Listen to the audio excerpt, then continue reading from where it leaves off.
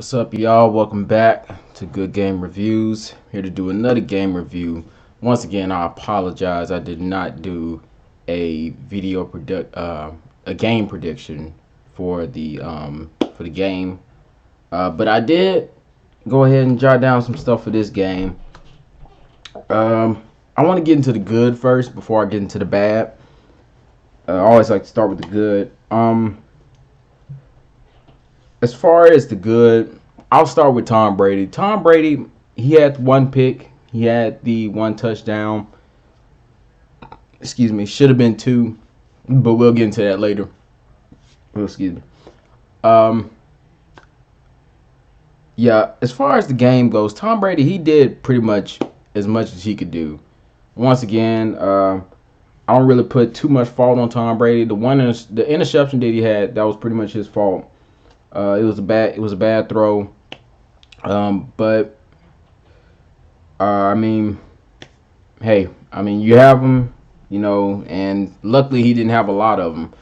So, there's that. But yeah, he's pretty much doing what he can. As far as rushing goes, James White, 6 attempts, 33 yards, average 5.5 on the ground. Longest run was a 19-yard a run. It was kind of like an outside, to the left type of run, toss play. So I mean that was pretty much like his best. It was his best run of the night. So as far as receiving, once again, Julian Edelman, 12 targets, 8 receptions, 95 yards, average 11.9, one touchdown. He's pretty much. I mean, well, like he's been for the past few years anyway. He's pretty much the best receiving option that Brady can, have when he's out there on the field. Weirdly enough, you go down and you see that he passed to about, six other players, but you look at how many targets they got, how many receptions they got. It's one here, one target here, one reception there. He didn't really spread it out a lot. He managed to get it to James White a few times. He managed to get it to Julian Edelman, obviously, but anybody else, other than probably Jacoby Myers, who was targeted 3 times but only made one reception. Um, Other than that, he tried to spread it out to other people, but I guess not enough. Probably, just not enough. As far as the defense goes, though, Brandon Bolden. He also had the one rushing touchdown. I have to give it up to him. Very nice play. The Patriots actually had a lot of nice plays in this game. They had the toss from James White to Jacoby Myers, which was his only catch of the game, and it didn't come from Tom Brady. It came from James White. N'Keal Harry, he had a grab himself. Unfortunately, that was his only grab of the night, his only catch of the night. The defense, Devin McCourty, he had 9 total tackles, 2 assists. He had a forced fumble, which really changed the tide of the game.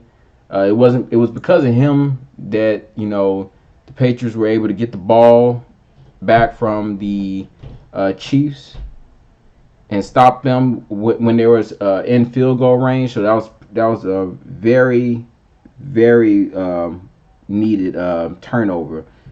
Dedrick Wise had a sack on the game. J.C. Jackson had a early interception in the game. The Patriots didn't do anything with it, but it was nice to see him get an interception in this game. Shalik Calhoun had a forced fumble. Patriots didn't recover it, but he was able to get the ball out of the offense's hands for a moment. So that was nice.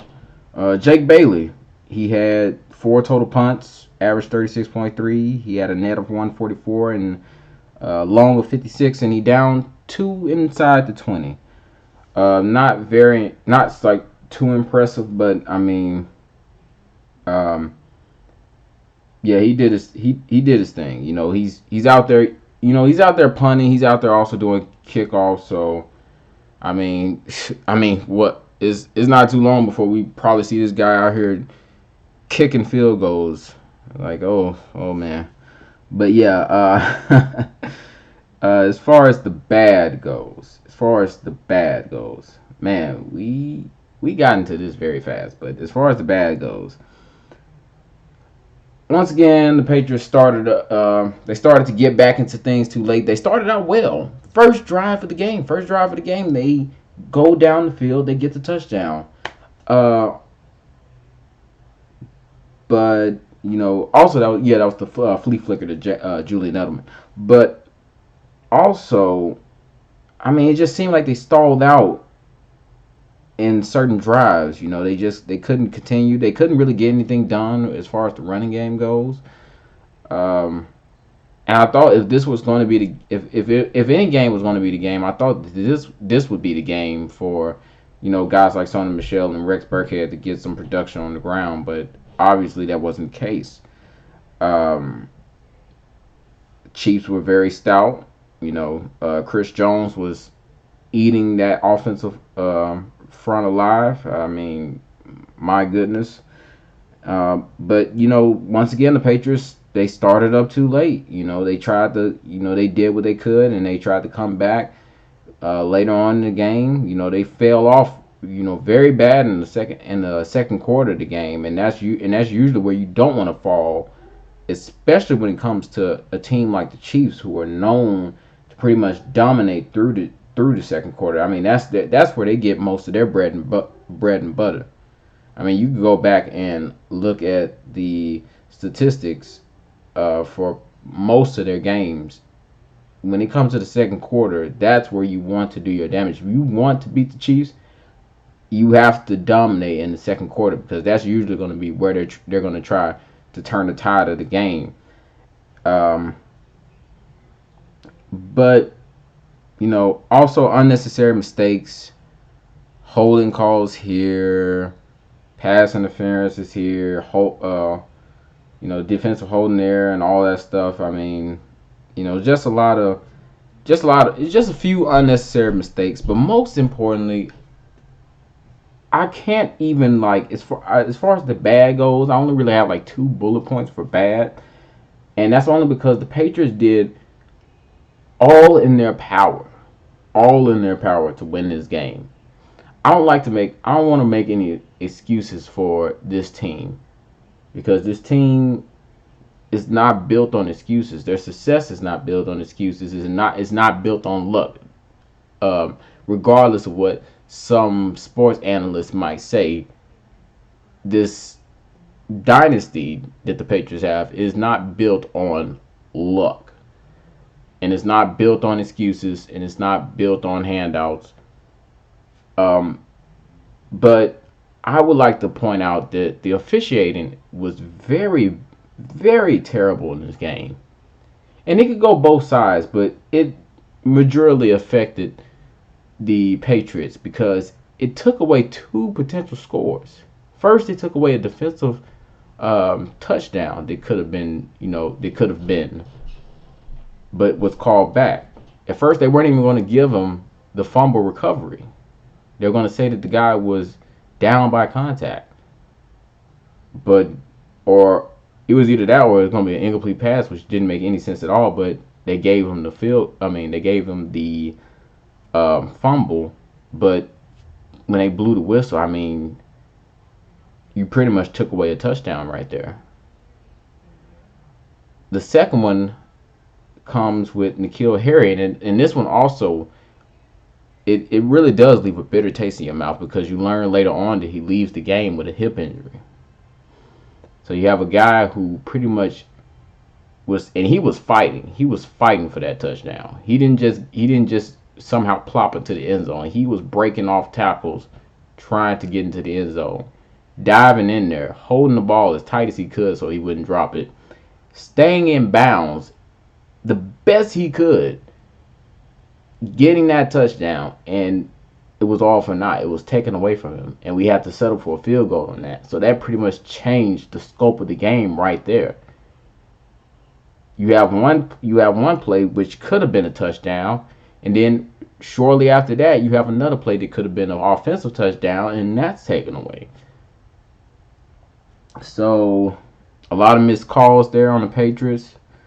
Um, some touchdowns taken away there, and you have the Patriots losing um, 23-16. That's a 7 point game right there. That is the Patriots losing by a score in a game where they could have had two scores. A game where they possibly could have won by a score, they ended up losing by a score because of bad officiating. And I don't want to hear any sports analyst say anything about how the Chiefs had their number and stuff. Like, look, the Chiefs, yes, they did well in the second half. I mean, the second quarter. They did well in the second quarter because that's usually where they get their bread and butter. But as far as this goes, I mean, it's whatever. Uh, I'm not too sure on what the Chiefs' record is. Maybe this puts them in the second seed spot. I'm not sure. Maybe this drops the Patriots to the third seed spot. I have to go back and check the seeding. But I mean, Patriots did all they could to win this game, and as far as like those two things that I had, starting, trying to get it back together too late, and the unnecessary mistakes. Other than that, I really can't, put too much fault on the Patriots because, I mean, what more could they do? I mean, even with all of that happening, all of that going against them, all the questionable calls, at their last play of the game was Tom Brady in the red zone throwing a really good ball to Julian Edelman that just so happened to be broken up. And I thought that play also could have been a little bit of pass interference. But, hey, what do you want to do?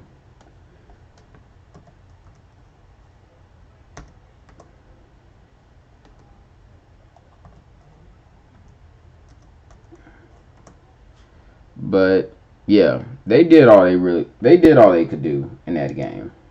They did the best they could do in that game.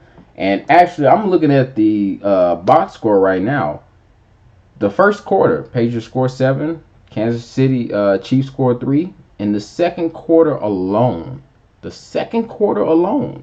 Kansas City Chiefs scored 17 points. Patriots Patriots scored 6 in the third. They scored 3 in the fourth. But hey, that's just how the game went, you know.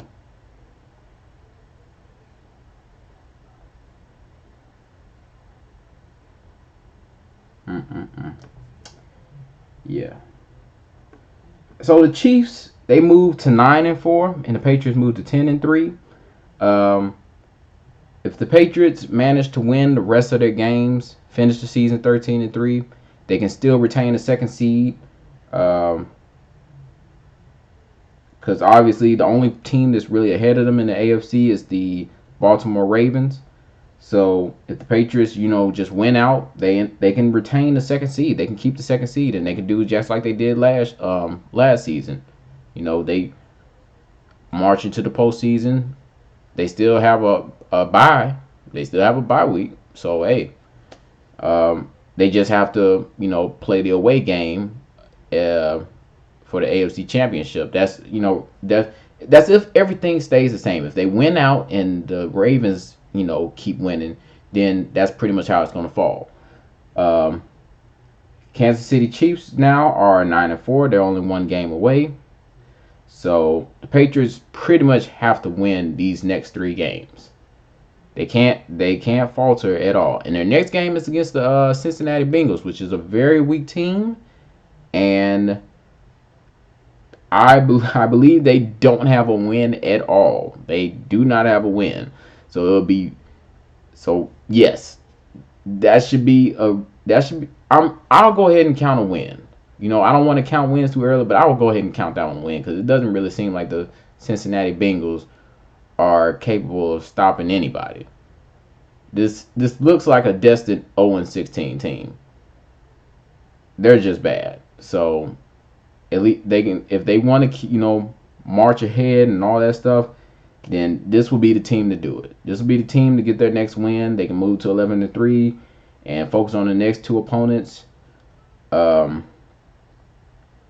Yeah, which happen to be the Bills and the Dolphins. I'm not sure the order, but those are like the last two right after the Bengals. So these next three, I mean, hey, the Bills are looking good. The Bills are looking good now. The Bills are looking they're looking really good. But if they want to have any chance of keeping that bye week, they're gonna have to finish. They're gonna have to finish strong, and finishing strong means winning these next three games. Okay. Well, that's pretty much all I had for this game. Like, comment, subscribe. Like I said, I will, be back next week to do the Cincinnati Bengals game. Hopefully, I can get to the prediction video. I hate missing a chance to do prediction videos because they're fun. It's fun going, through the information, looking at both teams and deciding on which side is better and adding up who has disadvantage on this side and who has disadvantage on that side. I like doing that. So it sucks when I miss these prediction videos. I mean, but hey, life and all that stuff. But yeah, like, comment, subscribe. Look out for some more videos. I'm out.